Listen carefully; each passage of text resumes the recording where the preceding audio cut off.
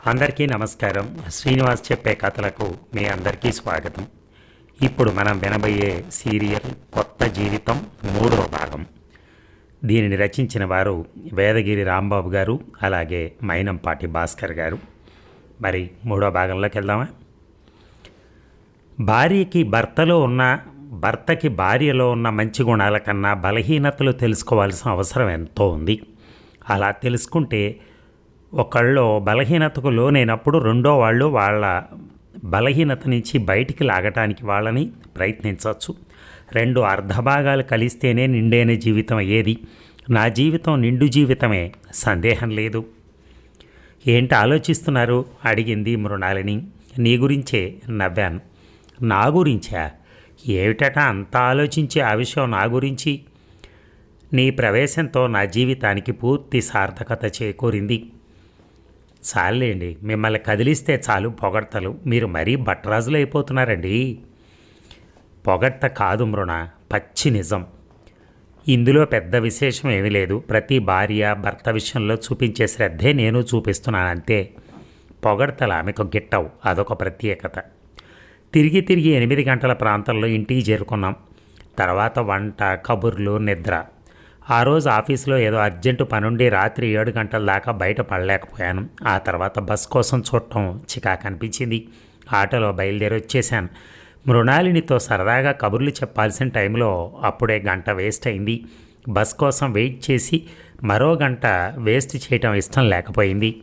గుమ్మల్లో నిల్చుని ఎదురు చూస్తోంది మృణాలిని. మొహం పాలిపోయి ఉంది. కళ్ళల్లో భయం కొట్టొచ్చినట్టు కనపడుతోంది. నవ్వొచ్చింది నాకు. 2 గంటలు కూడా ఆలస్యం కాలేదు. ఇంత భయమా? అమ్మయ్యా, వచ్చేసారా? ఇంతసేపైనా మీరు రాకపోయేసరికి ఎంత భయపడిపోయానో. ఎందుకో ఈ పిచ్చి, లాలనగా అన్నాను. నేను వచ్చేసిన ఆమె కళ్ళల్లో భయం ఇంకా తగ్గలేదు. దగ్గరికి తీసుకుని ఆ కళ్ళ మీద ముద్దు పెట్టుకోవాలనిపించింది. కానీ ఆమె గుమ్మల్లో నిలబట్టడంతో ఆ ప్రయత్నాన్ని విరమించుకుని ఆమె వెనకే లోపలికి నడిచాను. ఇంకెప్పుడు ఇంత ఆలస్యం చేయకండి.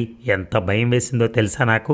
ఎన్ని రకాల ఆలోచనలు వచ్చాయో. అమ్మో, ఇంకా భయంగానే అంది. నవ్వాను. కాళ్ళు చేతులు కడుక్కొని గుడ్డలు మార్చుకోండి, భోజనం వడ్డిస్తాను అంది. 1 మినిట్, నువ్వు భోజనం అనగానే గుర్తుకొచ్చింది. సిగరెట్లు అయిపోయాయి, తీసుకోవాలనుకునే మర్చిపోయాను. ఇప్పుడే గడ్డి కొట్లో తెచ్చుకుంటాను. చెప్పులు వేసుకుని బయలుదేరాను. పదును చూపొకటి చూసి వంటింట్లోకి వెళ్ళిపోయింది మృణాలిని. నన్ను చూడగానే గిడ్డయ్య 4 స్క్వేర్ సిగరెట్లు తీసిచ్చాడు చిల్లరిస్తూ. విశ్వం సాబ్ తెలుసా సార్ మీకు? ప్రశ్నార్థకంగా అడిగాడు. ఏ విశ్వం? చటుక్కున గుర్తుకొచ్చాడు. అవును, అతనే. కొద్దిగా పరిచయం ఉంది. ఎందుకు? అతను అలా ఎందుకు అడిగాడో అర్థం కాక అడిగాను. కాచిగూడ దగ్గర ఉరుకుతున్న బస్సు ఎక్కబోయిండంట. జారి కింద పడిపోయిండు. కాళ్ళ దగ్గర నుంచి నడుం దాకా బొక్కలు ఇరిగిపోయినాయి. పాపం చాలా మంచి ఆయన సార్. అక్కడికక్కడే పోయిండంట పాపం. ఆ అమ్మ బతుకు ఖరాబ్ అయిపోయింది బాధగా అన్నాడు. విశ్వం ఆ నయనానందకరమైన జంటలోని సగభాగం బస్సు కింద పడి చనిపోయాడా? అయ్యో, ఎంత దారుణం జరిగిపోయింది. ఇంకక్కడ నిలబడలేకపోయాను. అక్కడి నుంచి ఇంటికి ఎలా చేరానో కూడా నాకు సరిగ్గా తెలియదు. వాకిట్లో కుర్చీలో వాలి కళ్ళు మూసుకున్నాను. ఎలా జరిగింది ఇలా? ప్రపంచంలోని ఆనందం అంతా ఒక్కచోటే గూడు కట్టుకుని చేరుకుంది అని అనుకున్నాను నేను. విషాదపు ఛాయలు వాళ్ళ మీద పట్టం అసంభవం అనుకున్నాను. నవ్వుతూ తుళ్ళుతూ ఎంత హాయిగా ఉండేవారు. ఎంత మంచి మనిషి ఎంత దారుణంగా మరణం పాలయ్యాడు. దేవుడా, ఎందుకు ఇలా జరిగింది? ప్రతి మనిషి జీవితంలో ఏదో ఒక లోటు ఉండి తీరాలా? ఈ భూమి మీద పుట్టిన వాడెప్పుడూ ఆనందంగా ఉండటానికి వీల్లేదా? ప్రతి ఇంటిలోనూ ఏవో కొన్ని ఇబ్బందులో కష్టాలో నిట్టూర్పులో ఉండి తీరాలా? అతను లేకుండా ఆమె జీవించగలదా? ఎంత దెబ్బ తగిలిందమ్మా నీకు. ఆమెను తలుచుకుంటేనే గుండెలు చిక్కబడుతున్నాయి. ఏమిటి ఇక్కడ పడుకున్నారు? మీరు ఇంకా రాలేదేమిటా అనుకుంటున్నాను. వడ్డించాను లేవండి అంటూ మృణాలిని వచ్చింది. మృణ, నాకు ఇప్పుడు అన్నం తినాలని లేదు. కాసేపు మాట్లాడించబాకు. మనసంతా చిందరవందరగా ఉంది. ఎవరితోనో మాట్లాడాలని అనిపించడం లేదు. ఏంటండి అలా ఉన్నారు? నేనేమైనా బాధ కలిగించానా? చెప్పండి ప్లీజ్. మీరు అలా ఉంటే నేను చూడలేను అని ప్రాధేయపడసాగింది. మృణాలిని అలా బాధపడుతూ ఉంటే ఇంకా మాట్లాడకుండా ఉండలేకపోయాను. ఆమెతో చెప్పుకుంటే మనసు కొద్దిగానైనా ఊరట కలుగుతుంది. కానీ ఎలా చెప్పాలి? నీకు చూపించాను చూడు చక్కని జంట అని. అందులో అతను విశ్వం సాయంత్రం బస్ కింద పడి చనిపోయాట. నా మాటలు నాకే ఎబ్బెట్టుగాను నమ్మలేనివిగాను అనిపించాయి. మృణాలిని షాక్ తింది ఆ మాటలు విని. మొహం విషాదపూరితమైంది. మాట పలుకు లేకుండా అలాగే కూర్చుండిపోయింది. ఆమెకు కూడా వాళ్ళిద్దరూ అన్యోన్యంగా తిరిగిన ఆ జ్ఞాపకాలే గుర్తుకొచ్చినట్టున్నాయి. కళ్ళు చెమ్మగిల్లాయి. అతని మరణం మాకే ఇంత బాధను కలిగిస్తే ఆమె పరిస్థితి ఎలా ఉందో. ఇద్దరి మధ్య సరైన అవగాహన లేని వాళ్ళైతే ఆ షాక్కి కొంతవరకైనా తట్టుకోగలరు. అతను లేకుండా ఆమె లేకుండా అతను పొరపాటును కూడా బయటకు వచ్చేవాళ్ళు కాదు. ఎంతో అన్యోన్యంగా చూసేవాళ్ళకు కూడా ముచ్చట గొలిపేటట్టుండేవారు. ఇంకా జీవితాంతం ఆమె అతన్ని చూడకుండా ఉండగలదా? నో, ఆవిడ వల్ల కాదు ఆ పని. ఒకవేళ ఈ వార్త వినగానే ఆమె కూడా చీచి ఏమిటి ఇలా ఆలోచిస్తున్నాను నేను.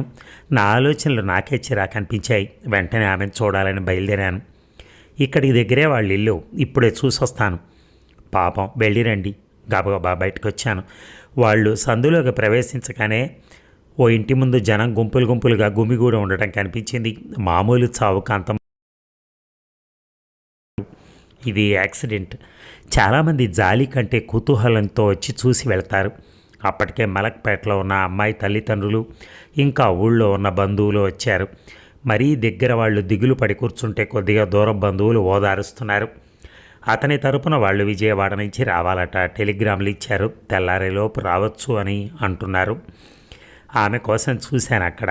ఈ వార్త తెలియగానే స్పృహ తప్పి పడిపోయిందట. ఇంకా స్పృహ రాలేదట.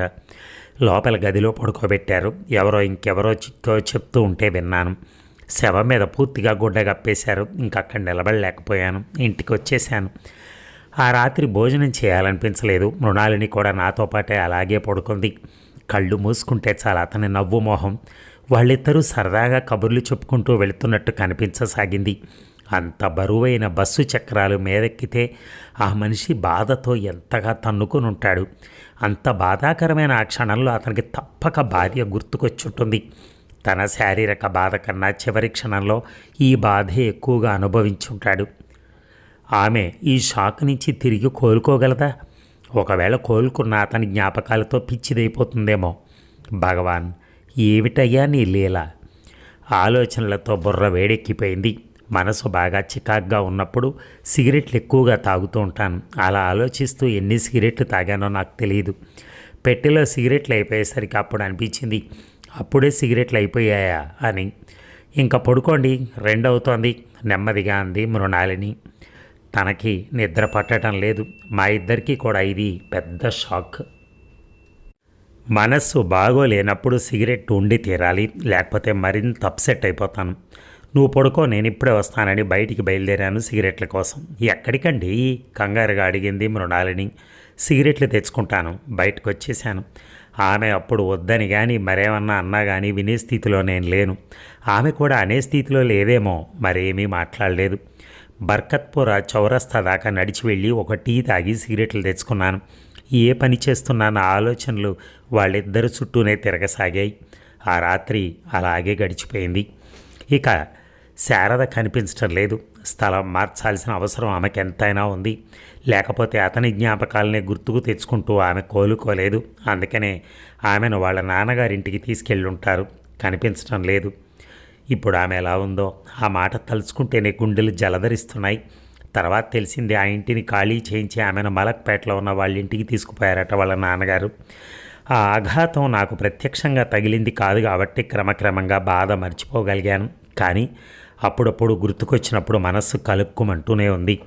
మామూలుగా ఆఫీస్కు బయలుదేరే టైంలో బయలుదేరితే వాళ్ళిద్దరూ గుర్తుకొస్తున్నారు. అందుకని ఆ టైంకి కాస్త ముందే బయలుదేరడం ప్రారంభించాను. అదీ కాకుండా బస్సుని శంకరమఠం దగ్గర కాకుండా నల్లకుంటలో ఎక్కడం మొదలెట్టాను. రోజులు గడుస్తున్న కొద్దీ మనసులోని గాయం మానిపోవటం ప్రారంభించింది. మృణాలిని సాహచర్యంలో బాధలన్నిటినీ దూరంగా త్రోసి ఆనందంగా పరుగులెడుతున్నాయి రోజులు. క్రమక్రమంగా నెలలుగా మారిపోతున్నాయి. ఆ రోజు ఆఫీస్ నుంచి ఇంటికొస్తూ అలవాటు ప్రకారం గడ్డయ్య షాపు దగ్గర ఆగాను. మామూలుగా 4 స్క్వేర్ సిగరెట్లు అందించాడు. నెలాఖరు రోజులు, అందుకని జేబులో నోట్లు లేవు. చిల్లర లెక్కబెట్టిచ్చాను. మృణాలిని దగ్గర మరొక వింత అలవాటు ఉంది. ఏదైనా నోటు మార్చగా వచ్చిన చిల్లర్ని సూట్ కేసులో అడుగున పడేస్తుంది. ఒక చోట గుర్తుగా కాదు, సూట్ కేసులో బట్టల మధ్య ఏదో ఒక మూల. నెలలో మొదటి 3 వారాలు డబ్బుకు పెద్దగా తడుముకోవాల్సిన అవసరం ఉండదు. ఆ తర్వాత సూట్ కేసు దులుపుతాం.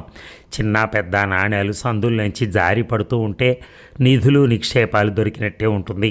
నెలాఖరికి ఆ చిల్లర నాణ్యాలు మేము ఊహించనంత పెద్ద మొత్తాలై మమ్మల్ని ఎంతో ఆదుకునేవి. గడ్డయ్య చిల్లర తీసుకున్నాడు. దునియా ఎట్లా మారిపోయిందో చూసిరా సార్ అడిగాడు. ఏమైంది? ఏదో చెప్పడానికి అతను ఉపోద్ఘాతం. ఆ ప్రశ్న అందుకే వెంటనే అసలు విషయం కోసం అలా అడిగాను. ఆ ప్రశ్న వేయకపోతే ఉపోద్ఘాతం పెరిగిపోయే ప్రమాదం ఉంది. ఆ అమ్మకి మళ్ళీ లగ్నం అంట కదా. ఏ అమ్మకు? ఆ అమ్మాయి సార్, ఆ పక్క గల్లీలో ఉండేవారు చూడండి. మొగుడు కాచిగూడ దగ్గర యాక్సిడెంట్లో పోయాడు. రోజు పొద్దున సాయంత్రం ఇటుగానే వెళ్ళేవారు కదా సార్. షాక్ తగిలినట్టయింది. ఆమె శారద మళ్ళీ పెళ్లి చేసుకుంటోంది. చచ్చ, అది జరగదు. ఇతను పొరపాటు పడుంటాడు. అతనే ఆమె అతను పోయి ఇంకా సంవత్సరం కూడా కాలేదు. ఇంతలోనే ఆమె అతన్ని మరిచిపోయి మరొకతన్ని వివాహం చేసుకోబోతుందా? అసంభవం. ఇది నేనే కాదు, వాళ్లతో పరిచయం ఉండక్కర్లేదు. వాళ్ళని చూసిన వాళ్ళు కూడా నమ్మలేరు. నా మొహంలోని భావాలను చదివేసినట్టున్నాడు అతను. నిజంగానే ద్వారా ఆమెకు పెళ్ళంట. అతను రైల్వేలో పనిచేస్తున్నాడంట. వచ్చే బేస్తవారమే లగ్గం. బాలాజీ భవన్లో అట. ఆమె తండ్రి వచ్చి ఇదివరకున్న ఇంటి వాళ్ళని పిలిచి వెళ్ళాట.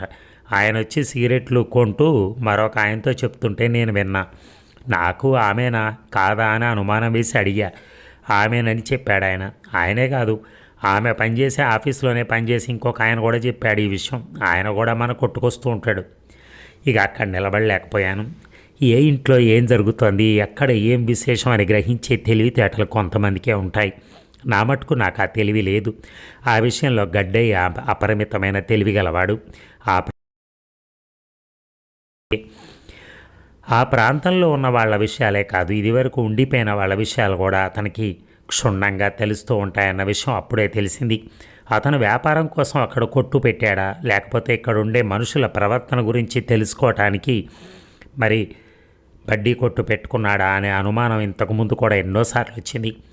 ఆసక్తిగా ప్రతి విషయం గమనించడమే కాదు, అంత ఆసక్తిగా ఆ విషయాన్ని తన దగ్గరకు వచ్చిన వాళ్ళందరికీ చెప్తాడు. దానివల్ల అతనికి ఏమైనా లాభం ఉందా? ఏమో. అతను కాస్త చదువుకుని ఉంటే మంచి విలేకరై ఉండేవాడు, లేకపోతే గొప్ప డిటెక్టివ్ అన్న అయి ఉండేవాడు.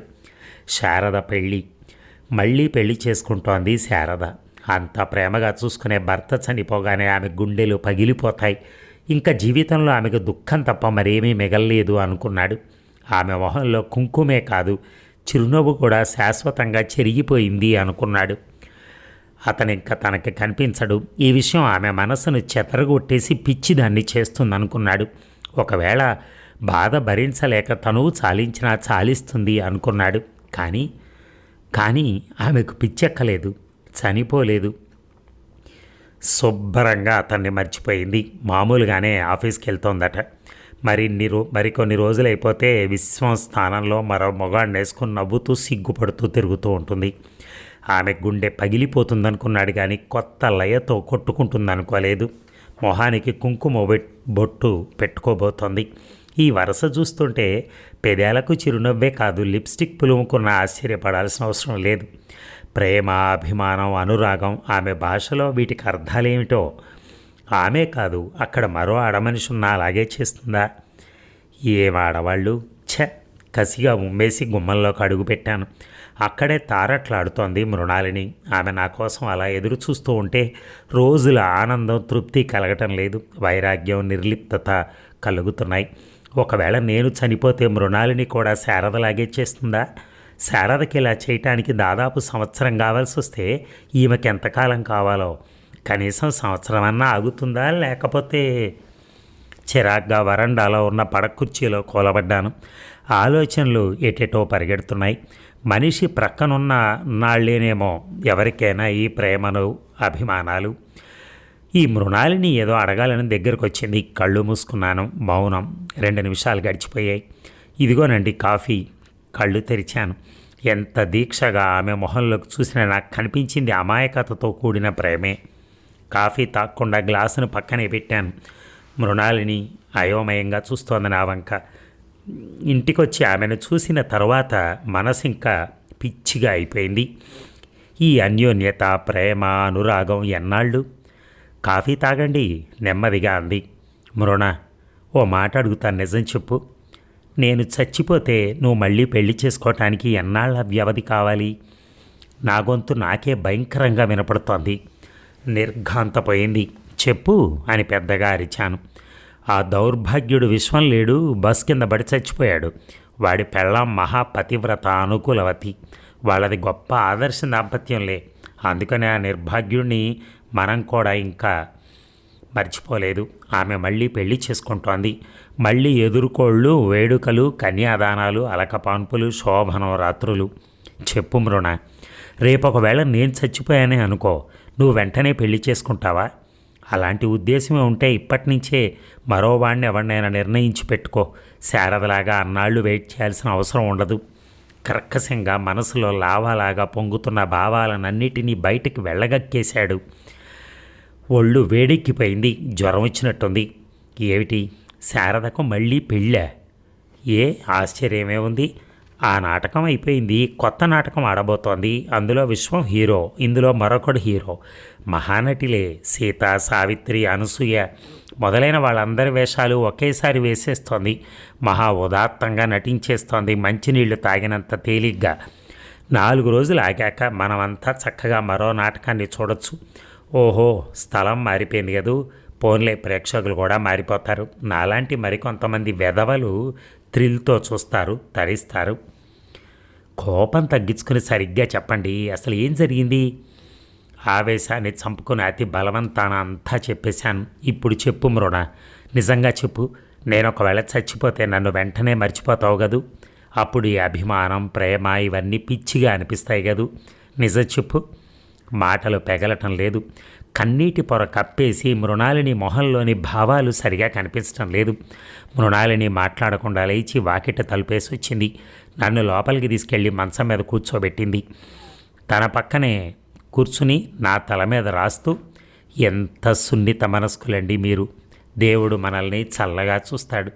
10 కాలాల పాటు హాయిగా ఉంటాం. ఎవరో దురదృష్ట జాతకులైనట్టు మనకెందుకు జరుగుతుంది? మీరు లేకుండా నేను ఒక్క క్షణం కూడా ఈ ప్రపంచంలో ఉండలేను. ఆమె కళ్ళ వెంట కన్నీళ్లు రాలి నా తల మీద పడ్డాయి. మనసులో ఎన్నో భయాలు, అనుమానాలు. ఆలోచించలేక తలను ఆమె గుండెల్లో దాచుకున్నాను. నువ్వు లేకుండా నేను బ్రతకలేను మృణ.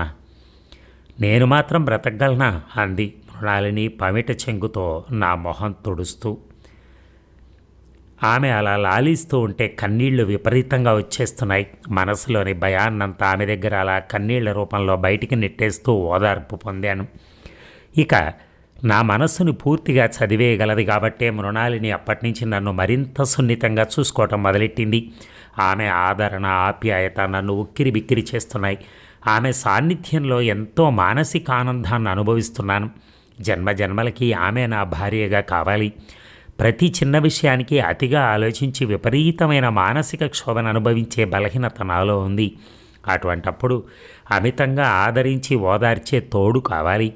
మంచిలోనూ చెడులోనూ, సంతోషంలోనూ దుఃఖంలోనూ మృణాలిని ఎంతో అండగా నిలుస్తుంది. అటువంటి భార్య దొరకటం అదృష్టం కాదా మరి? రోజులు ఆమె సాహచర్యంలో ఎంతో హాయిగా గడిచిపోతున్నాయి. సాయంత్రం ఆఫీస్ నుంచి పెందరాడే వస్తారు కదూ. ఆ రోజు ఆఫీస్కి బయలుదేరుతుంటే అంది మృణాలిని. ఆమెను కాసేపు ఉడికించాలనిపించింది. లేదు, ఇవాళ కొద్దిగా లేట్ అవుతుంది, మా ఫ్రెండ్ ఒకడు పార్టీ ఇస్తున్నాడు అన్నాడు ఆమెను చిలిపిగా చూస్తూ. నా చూపులో ఆమె నన్ను చదివేసినట్టుంది. సర్లేండి, ఇవాళ రాత్రి మొదటాట సినిమాకి నేను రాణి వెళ్తున్నాం. వంట వండేసే వెళ్తాను. నా గుండెల్లో రాయి పడింది. కొంపదీసి నేను అన్నమాటలు నిజమనుకుని ఒక పక్కింటి రాణితో సినిమాకి చెక్కేది కదా. అబ్బే, ఊరికే అన్నాను, మామూలుగానే వచ్చేస్తాను. బళ్ళున నవ్వేసింది. నేను ఊరికే అన్నాను, మీరు లేకుండా నేను ఎక్కడికైనా వెళ్తానటండి. నిజమే, నేను లేకుండా తను ఎక్కడికి వెళ్ళలేదు. ఆ విషయం తెలిసి కూడా అనవసరంగా కంగారు పడిపోయానేమిటి? మాస్టారు, మీరు ఇవాళ పెందరాడే వస్తే మనం బజార్కి వెళ్ళాలి. ఎందుకు? బాగుంది, రామాయణం అంతా అని రాముడికి సీత ఏమవుతుందన్నారట ఎవరో. వెనకటికి మీలాంటి వాళ్ళు. స్వామి ఎల్లుండి మీ పుట్టినరోజు, ఇవాళ సాయంత్రం అయినా గుడ్డలు తీసుకుని టైలర్కి ఇవ్వకపోతే మనకి ఎల్లుండికి అందవు. నాకిప్పుడు గుడ్డలు ఎందుకు మృణ? సరదాగా పుట్టినరోజు చేసుకోవడానికి నేను ఏమైనా పిల్లాడినా? ఆహా కాదు ముసలాళ్ళు. సీరియస్గా మొహం పెట్టేసింది. ఆమెను అలా చూసేసరికి నవ్వు ఆపుకోలేకపోయాను. గట్టిగా నవ్వేశాను. ఎందుకు నవ్వుతారు? నా ఇష్టం, నేను నవ్వుకోవటం ఎందుకోకూడదు నీకు చెప్పాలా? చిరు కోపాన్ని ప్రదర్శించాను. అక్కర్లేదులేండి, నాకేమి చెప్పనక్కర్లా, మీ ఇష్టం వచ్చినట్టు చేసుకోండి. గిరుక్కన వెళ్ళి మంచం మీద పడుకుంది. కళ్ళ నీళ్లు బలవంతాన నొక్కి పడుతోంది. జాలేసింది. మృణ, నా సంగతి నీకు తెలీదా? సరదాగా ఏడిపిస్తే అంత బాధపడిపోతావెందుకు? ఆమె పక్కనే కూర్చుని తలని మురుతూ అన్నాడు. చెయ్యి నెట్టేసి పక్కకు తిరిగి పడుకుంది. మృణ ప్లీజ్ అలా ఉండకు. నువ్వు అలా ఉంటే నేను ఆఫీస్కి వెళ్ళలేను. నెమ్మదిగా ఆమె మొహాన్ని పక్కకు తిప్పుకున్నాను. కిసుక్కు నవ్వేసింది. కొంగుతో కళ్ళు తుడుచుకుంటూ లేచి కూర్చుంది. చటక్కం దగ్గరికి లాక్కున్నాను. నా గుండెల మీద వాలిపోయింది. నా మీద కోపం పోయిందా? ఒక చేత్తో ఆమె నడుమును చుట్టేసి మరో చేత్తో ఆమె తలని మురుతూ అన్నాను. మీ మీద నాకు కోపం ఏమిటండి? కోపం కాకపోతే అలక. పోలేదు, పోదు. రక్కన నా నుంచి దూరంగా జరుగుతోంది. అదేమిటి? అదంతా నేను చెప్పిన వాటికి ఎస్ అంటేనే. చూడు మృణ, నువ్వు అన్నదానికి ఎప్పుడైనా నో అన్నానా? Madam, I'm always at your disposal. లేచి వినయంగా నిల్చున్నాడు. సరే, సాయంత్రం 6 గంటలకల్లా ఇక్కడ ఉండండి. వెళ్ళండి ఆఫీస్కి. తను లేచి నుంచుని గంభీరంగా అంది. కానీ ఆ గంభీరం అంతా చివరక్షరం నోట్లోంచి వచ్చి రాకముందే నవ్వుగా మారిపోయింది. నేను నవ్వేశాను. మరి ఆఫీస్కి టైం అయిపోయింది, వస్తాను. అద్దంలో మరోసారి చూసుకుని తల చేత్తో సర్దుకుని బయలుదేరాను. తను వాకిట్లోకి వచ్చింది. ఆమెను వదిలేళ్ళాలంటే అడుగులు ముందుకు పడటం లేదు. 2 అడుగులేసి వెనక్కి తిరిగాను. ఆమె అక్కడే నుంచొని ఊపింది. నేను చెయ్యి ఊపి త్వరగా బయలుదేరాను. కొంత దూరం పోయిన తర్వాత గుర్తుకొచ్చింది, గడ్డయ్య కొట్లో సిగరెట్లు కొనలేదని. ఒక క్షణం వెనక్కి రావాలనిపించింది, కానీ శంకరమఠం దగ్గర తీసుకోవచ్చులేమని నడక వేగం హెచ్చించాను. మరి తరువాయి భాగం తరువాయి భాగం అంటే ఆఖరి భాగం అన్నమాట. దాంతో మనం ఇంకొక 2-3 అవర్స్లో కలుద్దాం. Thank you.